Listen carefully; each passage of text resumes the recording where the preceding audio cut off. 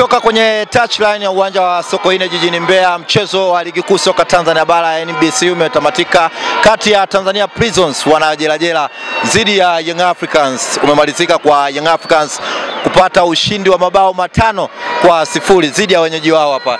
Niko na kit manager wa Tanzania Prisons, Benjamin Asokile, mchezaji wa zamani, mwandamizi kabisa wa timu hii. Uliwahi kunipa rekodi wakati mnafungwa na Simba bao 7, ukasema ndio kipigo kikubwa katika historia yenu.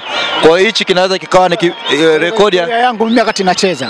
Historia yako wakati unacheza. Mimi nacheza Sasa hivi umestaafu, maana yake hichi kinakuwa kipigo kikubwa cha pili kwenye timu yako, kama timu yako.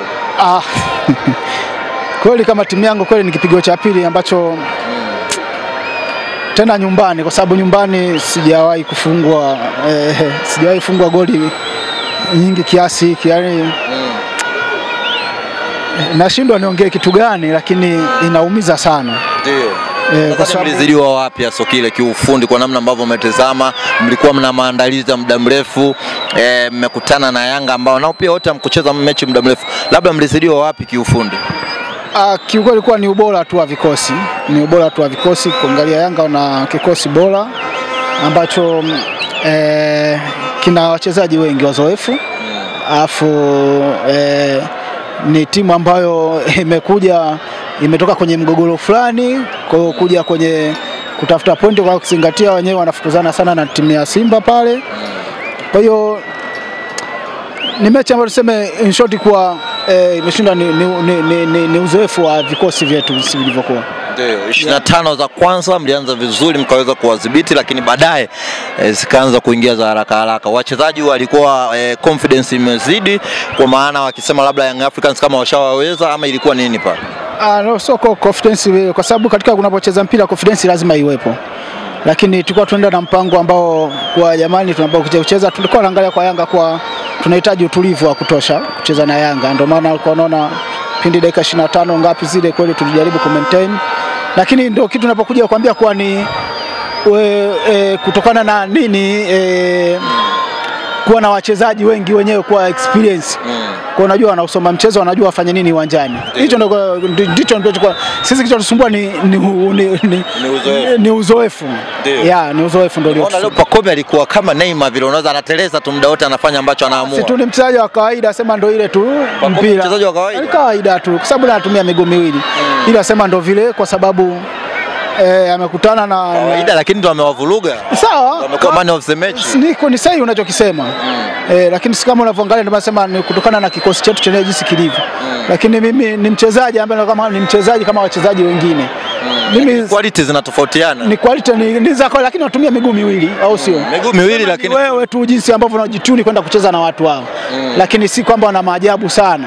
Hapana. Hawana maajabu, maana nimeona Max Nzengeli Chama leo wameshine sana. Ni maajabu, ni kitu cha kawaida. Hatuna wachezaji wa kawaida. Mimi siku zote wanasema wote wachezaji wa kawaida tu. Ila ni jinsi gani comment, yani vile wewe ambavyo unaweza kujiandaa kwenda kucheza nao basi. Ndio.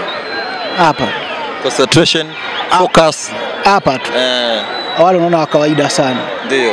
Kama ingekuwa labda enzi zenu zile huko uwanjani, mechi ingekuwaje? Mbeya hivi kuna baridi, watu wanawatazama. Nakwambia hii mechi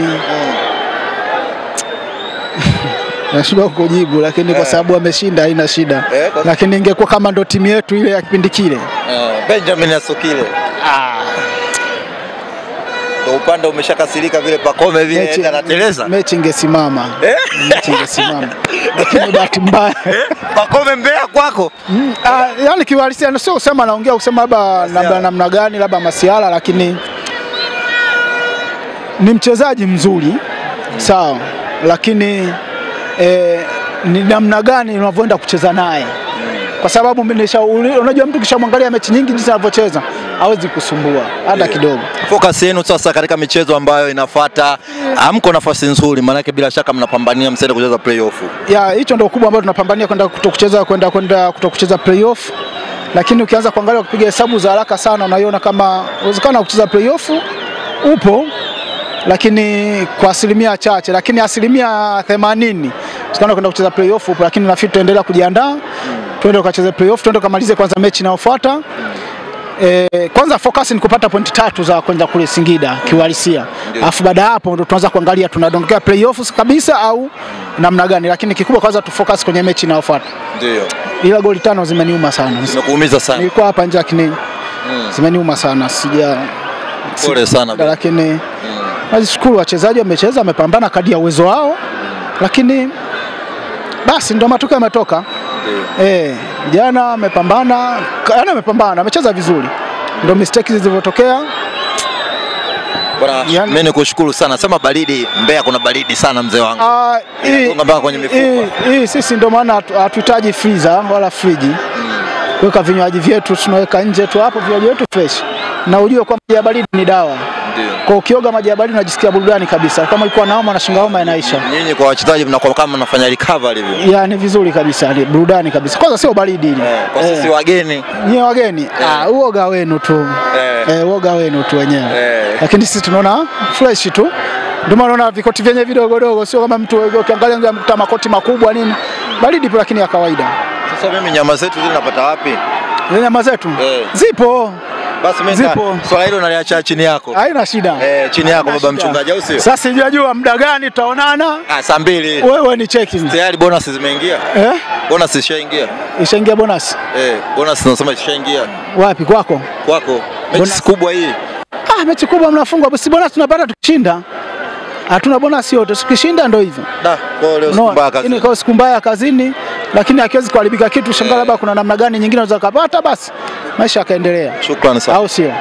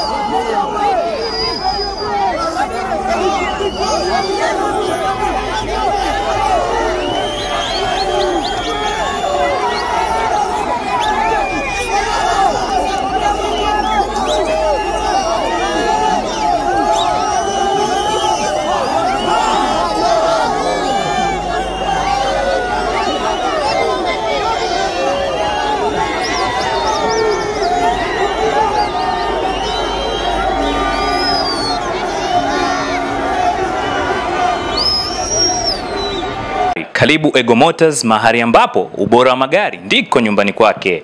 Sasa leo hii Ego Motors tumekusogezea mchongo huu kabambe, mchongo mahususi ambao mamia na maelfu wameamua kujiunga nao. Mchongo unajulikana kama Ndinga Kibubu, ambao unakuwezesha wewe ndugu mpendwa, mteja wetu mpendwa, kuweka pesa yako kidogo kidogo bila makato, bila riba. Uwe na 10,000, uwe na 1,000, uwe na 2,000, uwe na milioni. Sisi hatuna shida, tunakukaribisha na tunaipokea huku tukikupa elimu bora ya upatikanaji wa magari. Unashindwa vipi kufikia ndoto yako? Karibu Ego Motors ujipatie gari ya ndoto yako kwa gharama nafuu na bila pressure. Ndinga Kibubu ndio mchongo kabambe. Karibu Ego Motors, tunapatikana Dar es Salaam Sinza Igesa Road, au kwa mawasiliano zaidi unaweza kututafuta kupitia nambari 0616 00694 au 07 666 337777. Unasubiri nini wewe? Changamkia fursa.